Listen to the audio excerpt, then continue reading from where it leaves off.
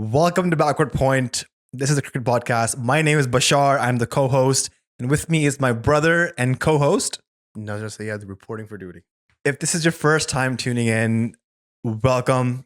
This is a podcast about cricket where we talk about all things in the world of cricket. A lot of it is sometimes focused on Pakistan cricket because our background is Pakistani. We're Pakistani Canadians. We live in Toronto. You might have just seen a lot of our episodes that we covered for the GT20 in Canada, a lot of player interviews. Another thing that we thought we should address early on is the fact that this podcast is in English. This has always been an English based podcast. The fact that we can speak Urdu is an advantage for us. That's why we saw a lot of the interviews that we did with the players, with Azam Khan, with Mohammad Haris, Samin Rana in Urdu. That is a plus point for us. But going forward, our podcast will primarily be in English. As it always has been, because we've never shied away from the fact that we live in Canada. We speak English. That's something that we communicate each other with. And it's having the plus point of speaking in Urdu gets us interviews like Mohammad Haris, Samin Rana, Azam Khan, etc. Because we have that in the back of our hands.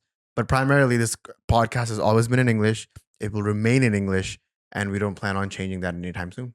Yeah, we want the audiences in Australia, UK, New Zealand, Canada, South US, Africa, UK, right? We want them to be included in the conversations that we have because that's primarily who we wanted to speak with anyways. Yeah, and in cricket being an English sport and English being, I guess, the most accessible language in the world, it only makes sense if the podcast is also in English. Yeah, and with speaking Urdu, which we're not shy of. Like a lot of people were commenting on your intro for the Azam Khan podcast being in English, like, Urdu mein kyun baat kar rahe ho? And it's not like we're afraid of speaking Urdu. We can easily speak Urdu, right? It's just that we just don't want it to be region centric. You get really easily pigeonholed into one side or the other. This is a Pakistani podcast, but we are very critical of the Pakistan team. Just because we support one team or our interests lie in one side does not mean that we're not critical of them. So that's primarily, this whole preamble is because we get a lot of people asking us why we're speaking in English. And now that we've sort of quote unquote blown up, they're going to be shocked that we're speaking in English. And this is why. I think it's important to address the fact that we did blow up in the past few weeks. People think we've just been podcasting for about 6 months and our podcast has suddenly blown up. Actually, that's not true. We have been podcasting since about 4.5 years. Just to give some context of what the podcast is, how it started. My brother here, this podcast is his brainchild. He is the innovator, the entrepreneur here, and I'm more of the investor, the producer of the podcast. So we started podcasting 4.5 years ago in a small library in our old city that we used to live in, Pickering. And it was called The Final Over. We would do weekly podcasts, but again, not as consistent. We rebranded to the Broadcast Podcast. We were doing that podcast for a few years. And then we rebranded again. It was called Vaguely Familiar. And then that podcast had different wings. And Backward Point was one of the wings. It was the cricket wing of the podcast. And then just recently in December, we decided to branch off Backward Point into a podcast of its own, just so we could target that cricket niche. And here we are. Backward Point has become a phenomenon in the cricket world. And kudos to what's happened in the past few weeks, which I think is very important for us to address and also to speak of because it's just been an absolute roller coaster. I don't think there's anything in the world that can prepare you for going viral on the internet. Yeah. And especially the way we went viral, what happened in the aftermath. I think all of that needs to be addressed. But let's just start with how we got in touch with the GT20, how we became media partners, and then eventually how we got all these guests on the podcast. Yeah, for sure. I was stuck in Pakistan, and it was something that you were very keen on. It was taking Backward Point to a next step. Ever since we branched out and made Backward Point its own thing, you have been spearheading it. You are the producer of it. It's your brainchild at the end of the day, and you wanted to sort of take Backward Point to a new level, which we always knew it had the potential of being. We talk about advantages that you have on the internet to succeed. And our advantage was that we were really good at talking about cricket since the beginning.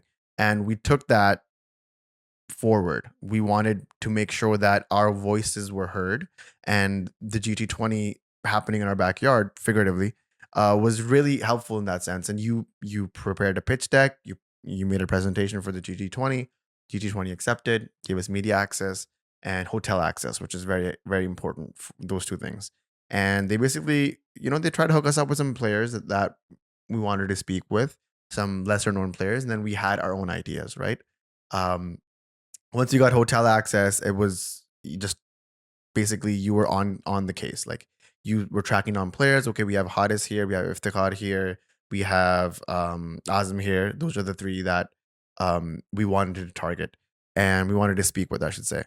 And you were just on case with making sure that the managers were spoken to, the team media manager was spoken to, everybody was on board, nobody was left behind, all the boxes were ticked, and one by one we got our guests, the ones that we wanted to talk to. The one thing that we did was we knew that it was hard to get access to them, and from the get go, if you ask a 45-minute, hour-long podcast, you might get no. So what we did was, we'd pitch it to the team that it's just a 15 to 20-minute thing. And even when the players would come and sit, we'd let them know it's 15 to 20 minutes, but it's up to your discretion, however long you want to go.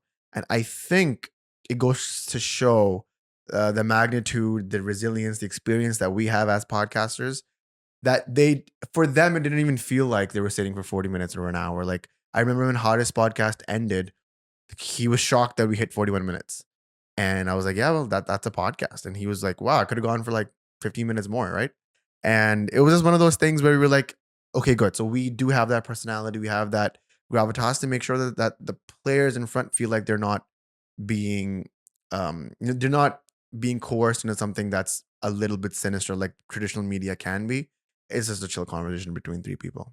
Yeah, and actually our initial ask was, when the media team asked me which players I wanted, which teams I wanted for, my initial ask was straight up, give me Chris Gale, give me Shoaib Malik, give me Shahid Afridi for 30 minutes each. And I was immediately told that that's too much of an ask for players of that stardom. And secondly, that it might be too much of an ask for a podcast that doesn't really have the numbers out there to convince the players in the first place to speak. Yeah, I mean, I think we should be black and white. We got told no many times because we had 780 subscribers at the time. And now we have 6,700 subscribers, which is just insane, bonkers. Insert word adjective here. We're appalled. we had so many people following us. At the same time, I'm not that appalled because, like you mentioned, we've been doing this long enough. Like we've put in the hours, we've put in the hard work, the consistency, the resilience. We had the experience of, of churning out what we did because of how long we've been doing it. You mentioned the Haris podcast. I think when Haris was seated, I don't think he felt like it was a podcast. The kind of insights, the stories, the laughs that he shared, it just felt so genuine. And that also resonated with the people who watched. And the comments reflect the same thing. Yeah, because it literally was a conversation between three dudes who love cricket. One just happens to be an international cricket player who plays for one of the best teams in the world, which is the Pakistan cricket team. But apart from that, it was just literally three people just enjoying cricket. He had great stories. We were keen on listening on them. It was just the hardest thing I think about the whole situation was to be desensitized with Mohammad Haris sitting in front of you. The guy who basically single-handedly changed the course of your Pakistan T20 World Cup in 2022, or sitting with Azam Khan, who it's his own story. Like I think I shared it on the podcast of, us being critical of him and then me by chance serendipitously running into him at a restaurant in Karachi while I was in Karachi, cursing my fates being in Karachi, and then everything happening and then him sitting in front of us and telling us stories about how he got into the PSL. Like all of that retrospectively feels like a dream, honestly. It's just weird that we had that opportunity to get that done. Yeah, you mentioned, being desensitized about all the players and everything that happened between us. I think for me, that was the biggest thing as well. Like just being at the team hotel, doing these podcasts, like it was sort of a pinch me moment. Like I'm at the team hotel and Chris Gale is walking past me. Shahid Afridi just shook my hands. Fakhar Zaman just came down the elevator. Mohammad Rizwan just went on to pray. Like that's all happening in front of me because, as much of a podcaster I am, I'm also a huge cricket fan. And these players, I rate them very highly. I have them in high regard. So the first big podcast I would say we did was with Shane Bond. And Shane was a hero growing up, sort of a role model because I was a fast bowler. And Shane was up there with me between Shoaib Akhtar, Brett Lee, and himself as one of the fastest bowlers, the most destructive bowlers of my generation of the Like 2000s. we were genuinely starstruck when you were sitting We in were. front of us. And we said that on the podcast. Yeah. We were like, Yeah. yo, like I'm glad we said at the end. Yeah. We were like, I don't know if you know, like we're just huge fans. And then he gave us his number. He was like, next time you guys are in New Zealand, I'll show you around. Don't worry, whatever. You guys have my numbers. Relax. I'm like, whoa, man, like that's a superstar right there. Yeah, I mean, it's a superstar for us, but like this whole experience has sort of humanized that at the end of the day, Haris is just a player. Shane Bond is just also a regular human being. Chris Gale likes to party and he likes to hang out. So that was a huge thing. And sort of like you mentioned, it was a dream come true. Like looking back, it feels like all of what happened was a blur. And I have to sort of remind myself every day that actually happened. Like one of my goals was to always speak to a Pakistani international player. And for that to happen with Haris and the way that Haris's podcast went, how ridiculously viral it went, I think we need to talk about that. Yeah, we should talk about what happened there. I think so it's a double-edged sword, right?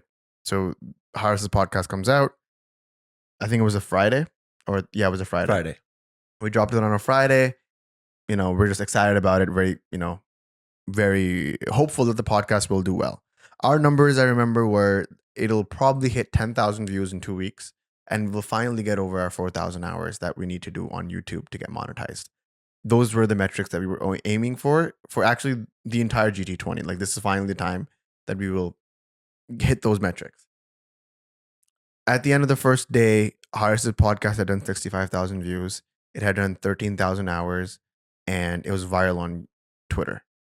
And it did 100K the first weekend it was out, like 3 days. Yeah, the first 3 days it did 100K. And we didn't know what to do.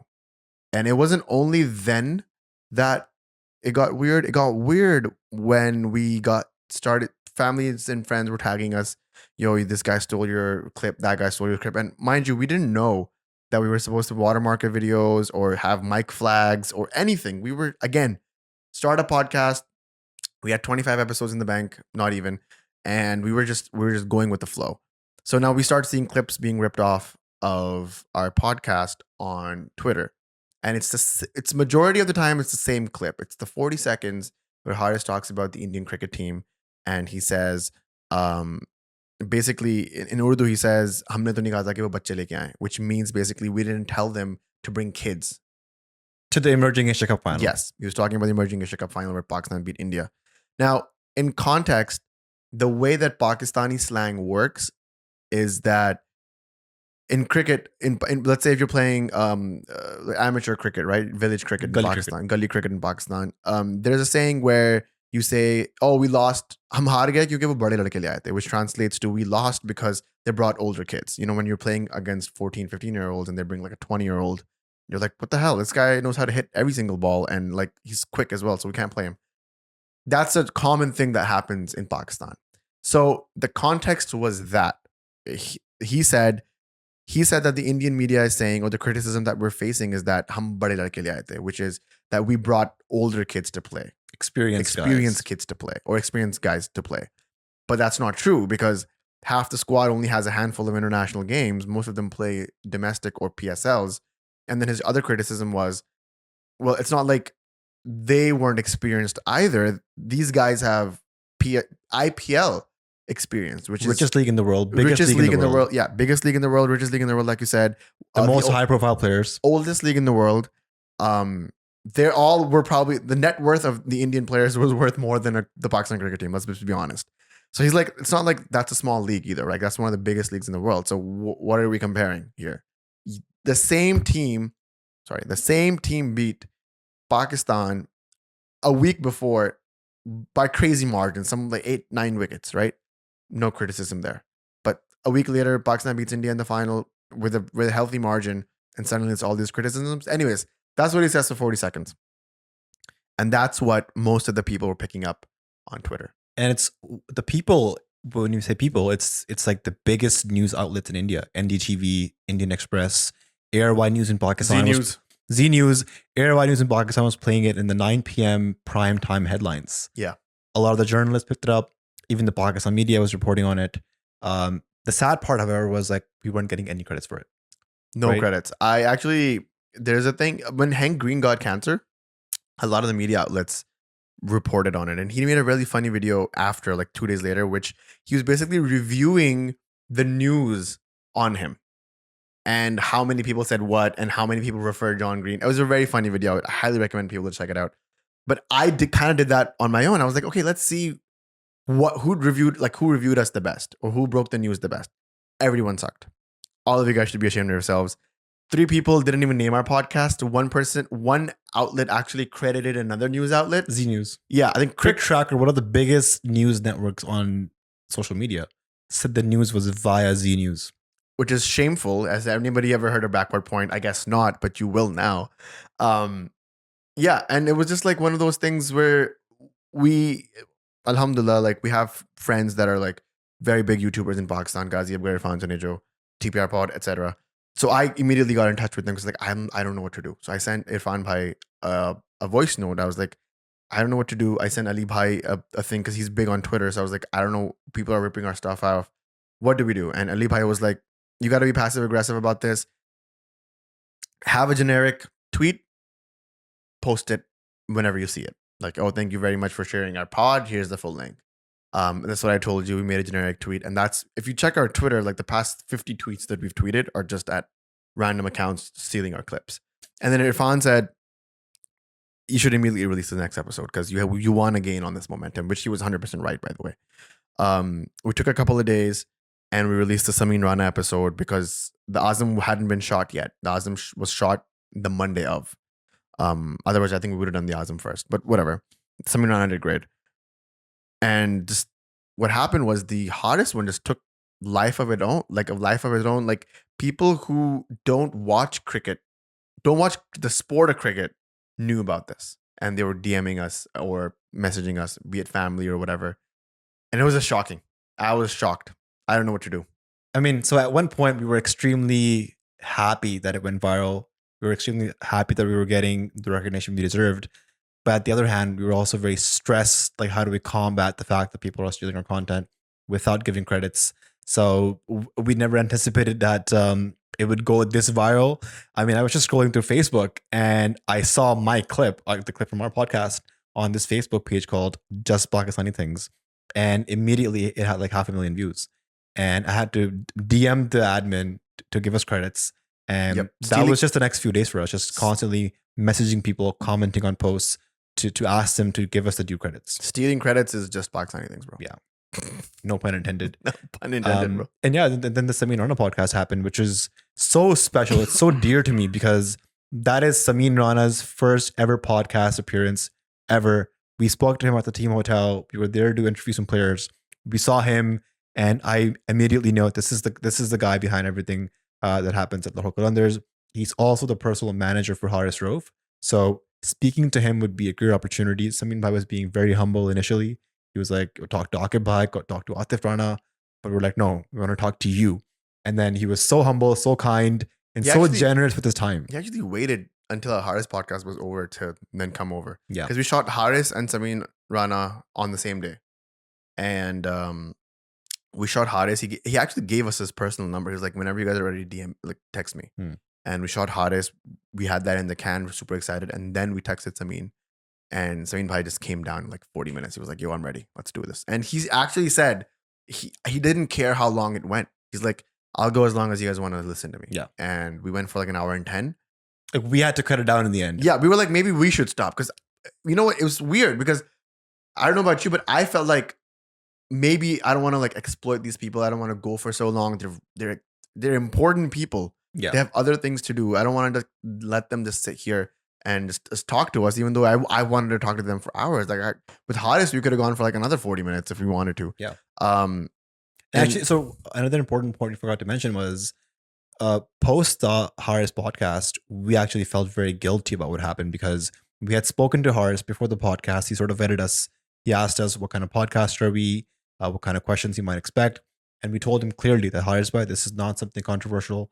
We don't want to make headlines. We just want to have an opportunity for the fans to get to know you, your journey, what your mindset is as a cricketer. And then what happened in the aftermath was not what we wanted, technically. That we appreciate all the attention we got, all the headlines we made. But ultimately, I think it sort of gave Haris a negative perception on the other side of the border. Yeah, because when the couple days after the podcast was posted, it was the final of the GT20, which Harris's team was in. And usually before the games, you can say hi to the players. The players come by and they wave or whatever, come speak to you for a few minutes. And because we were in the media boxes right next to the player dugout, and we saw Haris, and we called him over, and he seemed hesitant to come over.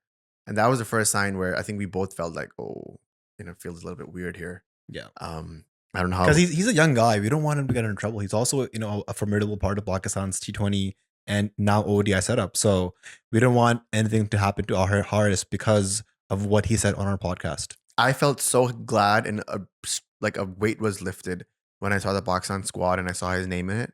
I was like, I'm so glad we didn't sabotage him because again, anyone who's listened to this podcast since the beginning knows that our podcast is not about getting a player or breaking news or any of that. We are genuine cricket fans and we genuinely just want to speak with the person, the player, and want to know its stories. I feel like where we come from in Pakistan, India, long form conversations, it's kind of picking up now, but players like a podcast like Nadir Ali's, if you listen to, if you're bilingual and you listen to Nadir Ali's podcast, he clearly has an agenda, which is clicks.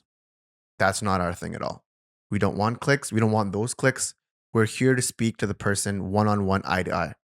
And we told that to Haris, and Haris genuinely seemed like that because at the end of the podcast, he was like, yo, I would love to come back. Like, Yeah. I would, you come to Pakistan, we'll do this again. And then when we saw him on the final, he seemed hesitant. He was, distant. He just came to say hi and just immediately walked past, didn't stay or anything. I think that was also because people in Pakistan appreciated what he said. Like he was getting a lot of recognition and applaud for what he said because what he said was absolutely correct. It was factual. It was sort of the news on the other side of the border where he was getting a lot of hate, negative comments. And I guess that's what he probably did not appreciate as much. Yeah, I don't think he wanted this to blow up like it did either. I mean, retrospectively thinking, neither did we. Like I said, our goal was so minuscule looking back at it now. Like it's sitting at 220, 230K right now. And we just wanted 10 to 15. Yeah. So stuff like that really annoys us, bothers us because we want long-term relationships with these players. We genuinely respect these players and we want to interview them year after year after year for years to come. Like that's the relationship that we want. That's the brand that we've created here at Backward Point, that every player seems like they're comfortable and they'd want to come on.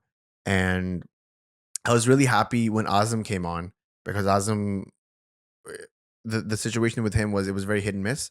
And we didn't know if he was going to come on or not. Like we tried to organize something. It wasn't happening. He was sick.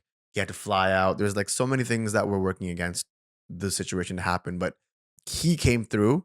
And then remember in the car when we picked him up, I asked him, I was like, yo, this Haris thing is making us feel like this.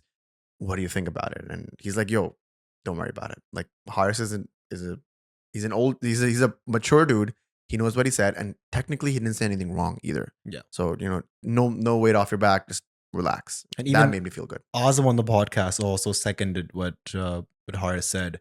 And again, you mentioned about Azam showing up on the podcast against all odds. I think one of the bigger things you forgot to mention was how critical we were of Azam on the podcast in past episodes, about his fitness, about his form, about how serious he is about his cricket.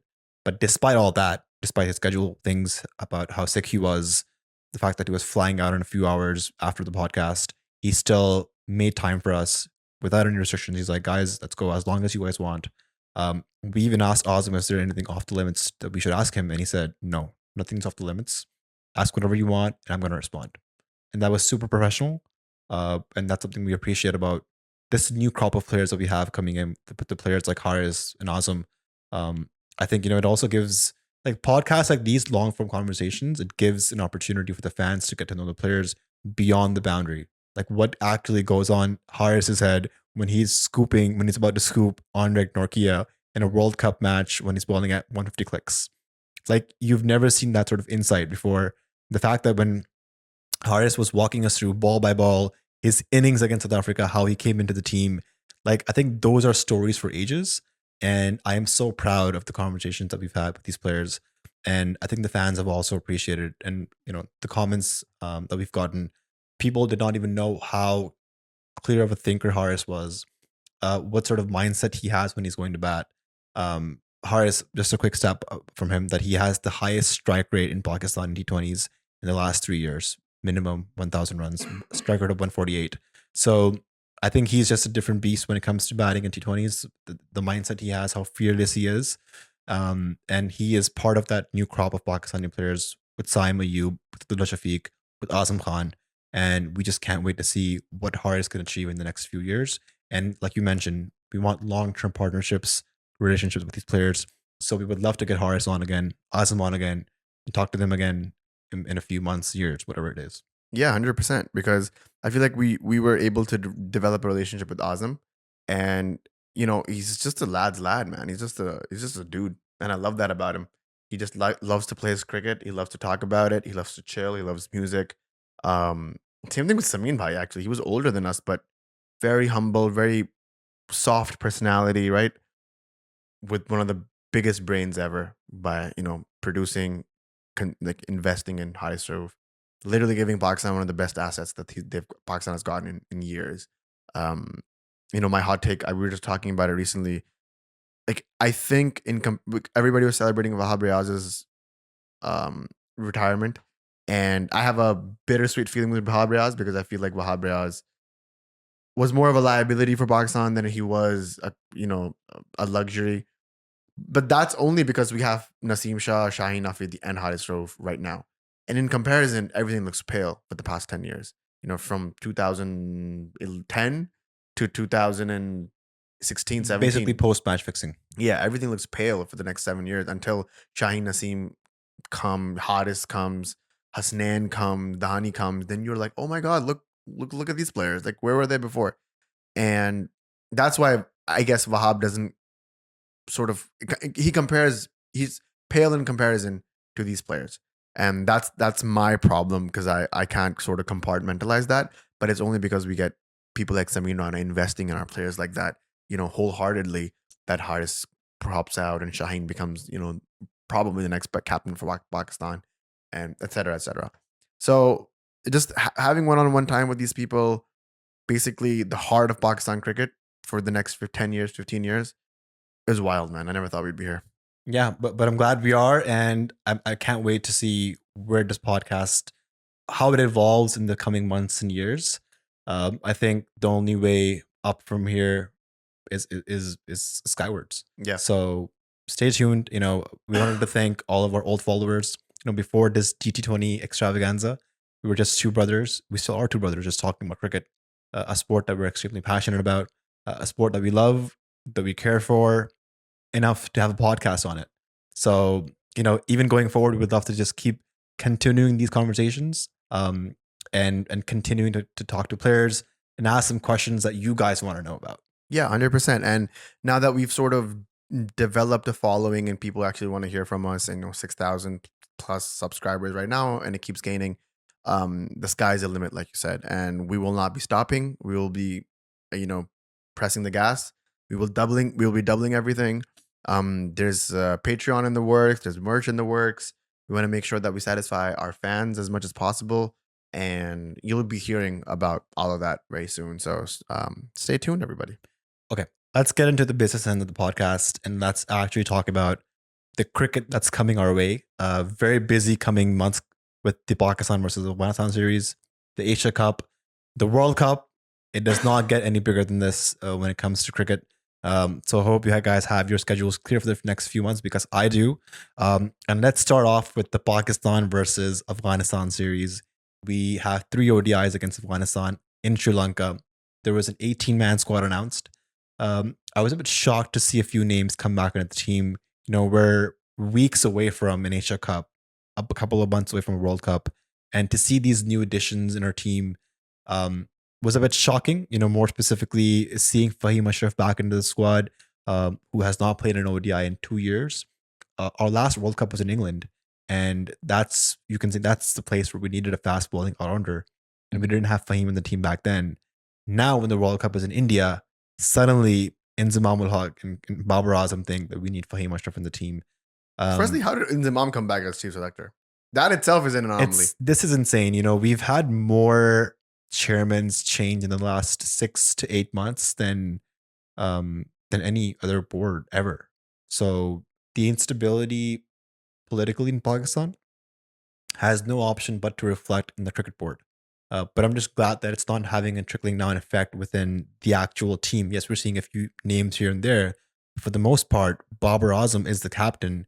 He is the one making the big calls, and you can see it. Because for the first time in years, Pakistan is going into a World Cup with a set team. This is a settled team. We know potentially what the 10 or 11 players are in the playing 11. Tell me when the last time that happened. 99 probably. So maybe not then. Because what the hell was Wajahuddin Lawati doing in that team, bro? Can someone tell me? The 99 Pakistan cricket team is an iconic, legendary team. Unbeaten. Like, I will choose that team over even the 92 cricket team, right? I think a lot of people would. What the hell is Wajahuddin Lawati doing in that opening slot? Like, really? Yeah. But anyways, the rest of the 10 are like icons. They're match winners. And it's actually factually, if you sit down to make an all-time Pakistan ODI 11, at least 7 to 8 players will be part of that playing 11. And so there is an argument to be made that the Pakistan team of the late 90s and early 2000s did not win as many matches as per what the potential on paper of those team was. So that's a different debate for a different podcast. But yeah, 1999 was the last time where Pakistan had a solid team going. Yeah, because I'm recalling 2015, you know, Ajmal gets banned, Junaid Khan gets injured, Hafiz gets injured, randomly Ehsan Adil comes in, Rahat Ali comes in, Nasir Jamshed comes in. Suhail Khan was your prime bowler. Like, what is going on? 2019, Yunus Khan opened that against India. 2019, the World Cup squad gets announced, and then a week before the World Cup, you make 3 changes. Mohammad Haris comes in, Asif Ali comes in, Abid Ali gets out. It's just a lot happening. Again, this is the first time that you're seeing, like, I know what the 15-man squad is going to be. And I can guarantee you, you can pick your 11 right now. I'm 95% going to be accurate about what the World Cup squad and the World Cup playing 11 is going to be. So it's heartening to see that what Babar Azam has been doing for the past 2-3 years, we're finally seeing the fruits of those labors. You know, as much as you can criticize Babar, this is the first time that we can see an actual team, a group being formed, which is away from politics, which is away from fixing and any of those scandals. So heartening to see. But again, coming back to this series, was a bit shocked to see Fahim Ashraf. I don't know why we need him in the team. I don't see him fitting in any of the scenarios of the playing 11 that at least I have. What are your thoughts of Fahim Ashraf in the team? I mean, they could play Fahim Ashraf against Mohammad Nawaz if the pitch is seeming for this. I see him in the Asia Cup a little bit more just because, you know, Sri Lankan pitches, they turn a lot, but sometimes they just bounce and seam. Remember when Chaminda Was used to play and they used to make pitches that used to make Vas's ball like move like feet in the air.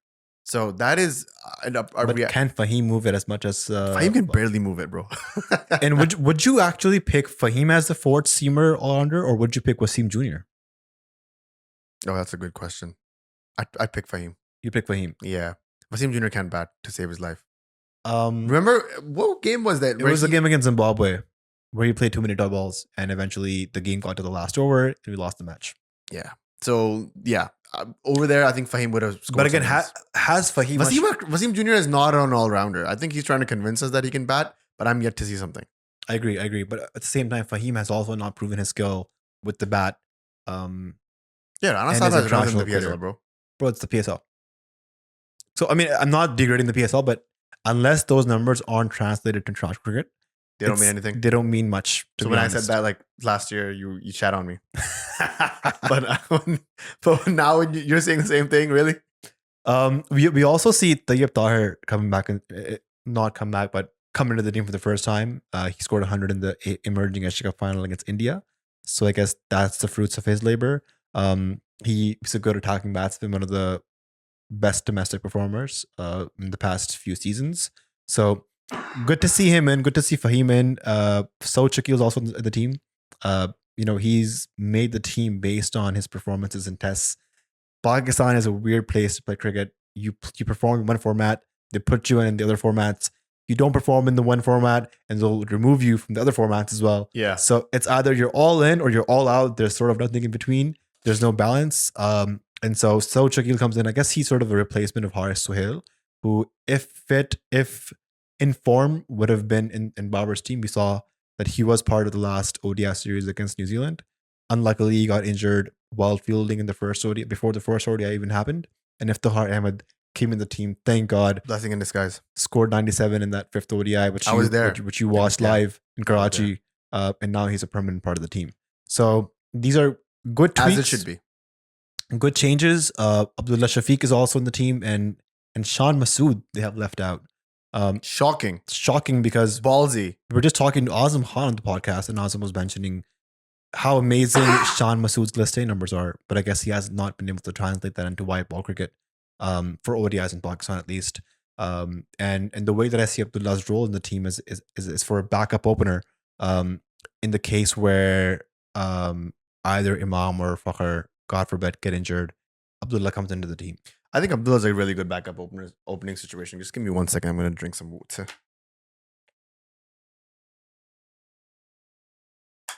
Sorry, guys. I have this really bad, weird cough from Pakistan that I've been in Canada for a month, but this cough would not just go. And it's completely dry. Anyways, Abdullah Shafiq as a backup, I love that. I think this guy has potential. I think I've said it before in the podcast. He's the next best thing after Babar Azam. In the new crop of players, I should also say that, because I think this is a good question to ask you. Actually, who do you think after Babar is the best batsman in Pakistan cricket team? In the Pakistan cricket team, because I think it's Imam Haq. You think it's Imam? I think it's tough to say. I was gonna say my mind was going straight to Rizwan, because I just think Rizwan is very compact. He's got a decent technique. He's attacking, and he's a very hardworking batsman where he really works hard for his runs. He pushes those singles. So I was gonna say Rizwan, but yeah, Imam is also he's been good. He's worked a lot on his flaws and his technical issues that he's had in the past against short balls. His numbers don't lie, bro. Numbers don't lie. He has a 54 average right now in the past 2 years, and his strike rate's gone up in the last 2 years. 104 or 5. He's not a youngster anymore. He's a veteran. He's a mature player. He's been in the team for at least 5 to 7 years. He's at his peak. The Asia Cup and the World Cup is going to be played in the subcontinent, relatively softer, drier pitches, lower pitches, and he plays with spin really well. So if he can just get through the first 6-8 overs and come into the middle a little bit, what's stopping him? Nothing. Yeah, I think this Pakistani team, it can do wonders, or it can flop out. I'm more inclined towards them performing incredibly well, just because of how consistent this team has been. It's the number 2 team in the ODI rankings. If they potentially beat Afghanistan 3-0 in this series, they'll go to number 1, walking into the Asia Cup, walking into the World Cup as the number 1 ODI team. It's a different swagger under Babar Azam's captaincy. And it's sad that the world of cricket, the ICC, they're not taking the Pakistan team seriously. We recently saw the World Cup promo come out, and I think there were only 1 or 2 shots of the Pakistan team with the Pakistan players. And one of them was actually Pakistan in a negative term. It was one of the meme guys in the promo. And this is considering the fact that Pakistan has 3 of the top 5 ODI players in the batting rankings: Imam Haq, Babar Azam, Fakhr Zaman. And Pakistan is the number 2 ODI team. They're one of the top performers in the last ODI World Cup. And Pakistan is a team that the whole world wants to see. They want to watch them. They're a mercurial team. They bring in the fans into the stadiums. And for them to just not get that credit, not get that recognition was sad. It was disheartening. And it just it fuels my ambition for this team to do well, so the world of cricket can actually take them seriously. Yeah, I feel like it was very similar to in 2009. Also, the Pakistan cricket team was not being taken seriously in the T20 World Cup and ended up winning in Lords. So I have high ambitions of Pakistan cricket team making it through and just lifting the cup in Ahmedabad, bro. I just want them to to win this World Cup. This is the best Pakistan squad that has ever played. This is the best Pakistan squad that's ever gone to a World Cup in my lifetime. And I want to make sure that they win. Absolutely. What can I do? I think to make them win. what I want to say to the fans is don't take the next 3 ODIs against Afghanistan too seriously. These are technically Afghanistan's home series, so they'll make conditions that are suiting for them. And they have 3 or 4 of the most world-class spinners in the world, in the likes of Nabi, Rashid Khan, Mujibur Rahman, and they also have this new left-arm orthodox spinner called Noor. So they're gonna make spinning tracks. They're gonna try to spin away around Pakistan team, and there is a chance that Pakistan's batting order might collapse in one or two of the matches. But don't take these matches too seriously. And to the Pakistan team, I would say, like, don't try to experiment too much. Like, you're just weeks away from an Asia Cup, months away from a World Cup. Just keep playing the same 11 that you have. The more opportunities this team will get to play together, the more they'll know about their strengths, their weaknesses, where players can step up, how they can perform, and you'll just have a better idea of what potential this team has going into the World Cup. I agree. I wholeheartedly agree. And I will retweet everything you just said. I think we have to give these boys a chance. Even if the Afghanistan series goes 3-0 against us, it means nothing. I bet them. My money's on them to win the Asia Cup because they went to the finals last time. And my money's on them to at least get to the finals of this World Cup because they made it really close last time as well. Yeah, man, Pakistan's in the bud. As a Pakistan fan, I cannot take another heartbreak after what happened in the 2021 T20 World Cup, the 2022 Asia Cup final, 2022 World Cup final. I just can't take it. I'm happy that we're reaching these stages in these tournaments, like the finals or the semifinals. It's a big accomplishment.